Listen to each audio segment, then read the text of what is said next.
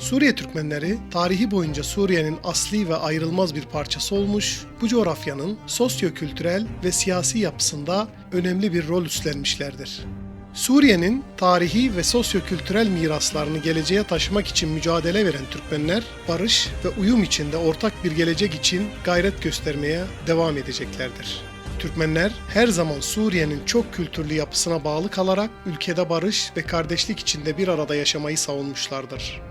Bu da Türkmenlerin farklı etnik ve dini topluluklarla uyum içinde çalışarak Suriye'nin birliğine katkıda bulunması anlamına gelir. Her zaman olduğu gibi yeni Suriye'de de Türkmenler ülkenin toprak bütünlüğüne ve egemenliğine bağlılıklarını vurgulamışlardır. Ayrımcı ya da dışlayıcı bir yaklaşım yerine Suriye'yi ortak bir vatan olarak görme doğrultusunda çalışmaya devam ediyorlar. Türkmenlerin siyasi hakları anayasal güvence altına alınmalı ve Suriye'nin yeni yönetim sisteminde eşit bir şekilde temsil edilmeleri sağlanmalıdır. Bu, yerel meclislerden ulusal parlamentoya kadar her düzeyde etkin bir katılımı gerektirir. Türkmenler, kendi dillerini ve kültürlerini özgürce yaşama hakkına sahip olmalılardır. Türkçenin eğitimde ve kültürel alanda daha geniş şekilde kullanılması, Türkmen kimliğinin genişlemesi açısından önemlidir.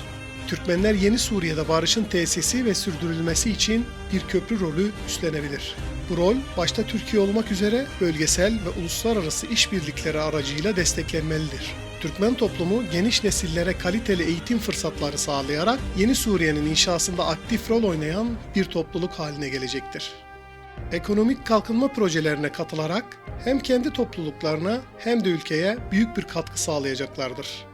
Türkmenler, Suriye'nin yeniden yapılanmasında dost ülkelerle, özellikle ana vatanları Türkiye ile işbirliği yaparak kimliklerinin koruma ve geliştirme yönünde adımlar atmalıdır. Öte yandan Suriye'nin yeni döneminde yeniden yapılanması sürecinde birleştirici ve yapıcı bir güç olma potansiyeline sahiptir.